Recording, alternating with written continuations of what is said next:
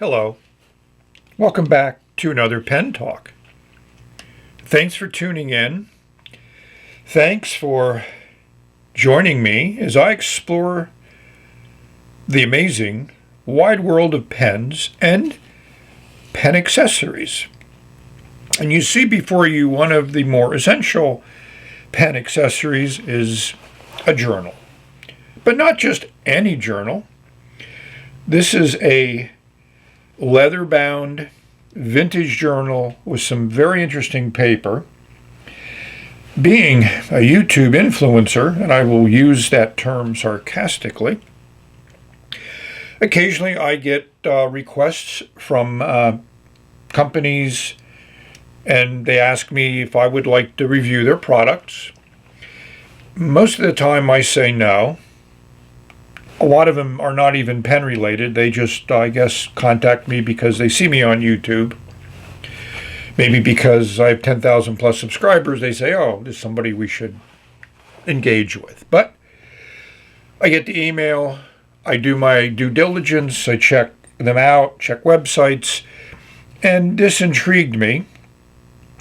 So I said, yeah, send me one, and we went back and forth on which one they were going to send. We ended up receiving this particular journal. I wanted a 9x6 because I think for me that's the right size. It came relatively quickly, and I've been a little bit under the weather, as many of you know, and so this video's been delayed a little bit, but now I'm ready to go. This is definitely a distressed leather bound journal with the traditional closure with this leather strap and this interesting, faux vintage key. But it's a nice feature. I like this better than the ones where you tie the leather or do other things with it.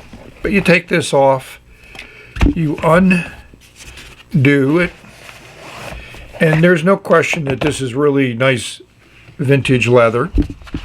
It has that impressive, what you expect leather smell. And we open up and we see this hand-pressed paper. I could imagine using this to write some interesting notes down. So they advertise this, and this is just some craft paper that was there for the shipping. They advertise this as being fountain pen friendly. Basically, they say you can write on this with anything, and we'll experiment a little bit with that. But overall, this just has a lot of weight to it, heft to it, and it definitely has a nice feel. There may be many of you out there that are looking for unique journals and looking for something to record your thoughts in, and maybe this is something that would appeal to you. It's certainly in that unique category, and at this size, you'd need a pretty good size backpack to put it in. It's certainly not pocket size, but they do make smaller versions of this if that's what you like, and they make a lot of versions. Here's the website, and here is the listing of this particular journal. They do have sales. They are running a free shipping at the current time. If a leather journal like this in a vintage style is something that might appeal to you, check them out. See what you like. Sorry, no discount code for you, but I'm certain that for this type of journal, their pricing is fairly good. Now we're going to put some ink on the paper and confirm their support of any type of writing instrument.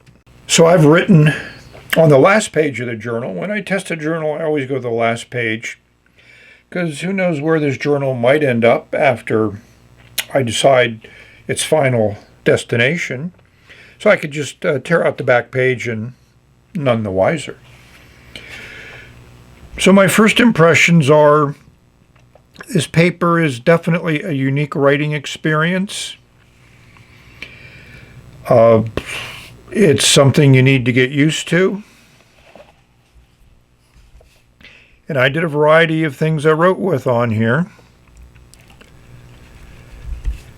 So the first thing that you get used to, or attempt to get used to, is this paper has a decent amount of texture to it. Kind of dealt with this type of vintage paper before. I bought a ream of it, not a ream, I bought a package of it to write letters with and matching envelopes, but it never really became a favorite paper of mine. This is as good as this type of paper gets. But as you can see, I think it works best with a very wet nib. And even with the wet nib, you need to write slowly. It feels okay. The ink dries relatively quickly on this paper. It's a strange combination of absorbent and not absorbent, so it's hard to really define. But there is definitely an ability for this to take many types of inks. It's not going to show off color.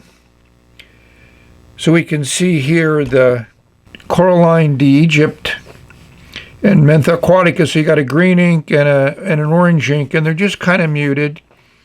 You know, Deep, Challenger Deep, the Vertex is a glitter ink, and that worked out fairly well. It's not over the top glitter, but there is some there. It seems to show off a little bit better than it did in Kai-Glu 316. I really felt that this 601 with a fine nib in it and Noodler's 54th Massachusetts worked very well on this paper. Better than I expected. Of course, they say you can use a Sharpie, and there's that Sharpie permanent marker, and I also used a Faber-Castell brush pen, and I wrote with pencil. It's a hard lead, so if you're going to use pencil on this, you're going to have to me, use softer leads. Then, of course, we needed a vintage Waterman pen with a nice flexi nib and a Birmingham sepia ink, and it handled that fairly well. We could flip the page over. It is relatively thick paper, and as expected, there's nothing on the other side, even from the Sharpie. So that is my estimation of the paper. So as I mentioned, you need to really be prepared for a unique writing experience on this paper. Is it something you could get used to? Absolutely. Is it something you could grow to love? Probably.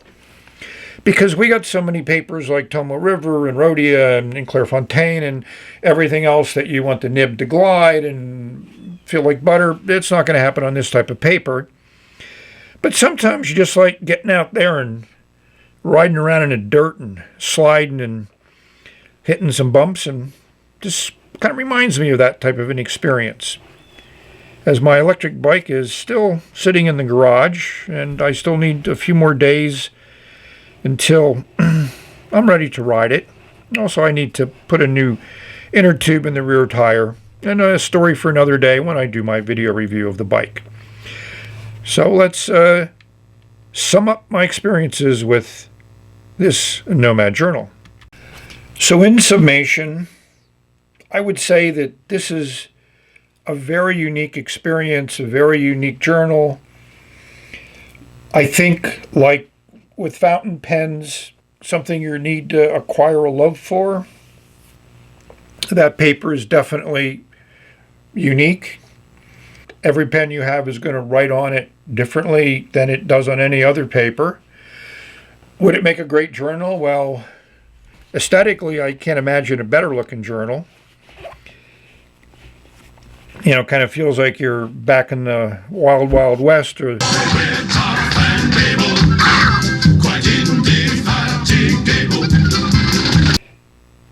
you know, the leather binding, it's just, it's hard to really explain because it is so unique.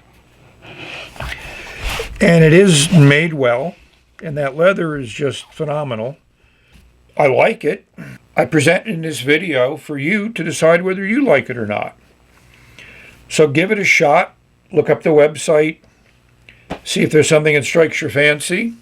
I found the perfect home for this amazing journal.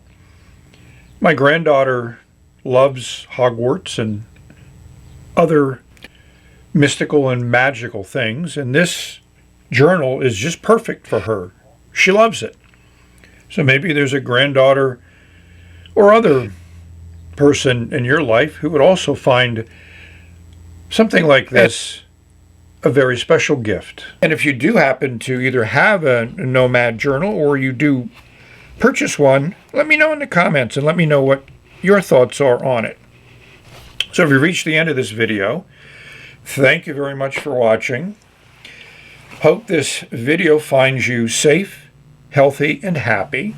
And may you find a journal that you fall in love with, and it just encourages you to jot down your thoughts or put in some bullet notes or an outline, as I used to call it when I was growing up. And that's what this is all about. You know, we got our pens, we got our inks, and we need our paper. So we're going to say, this is the end. We're going to say bye.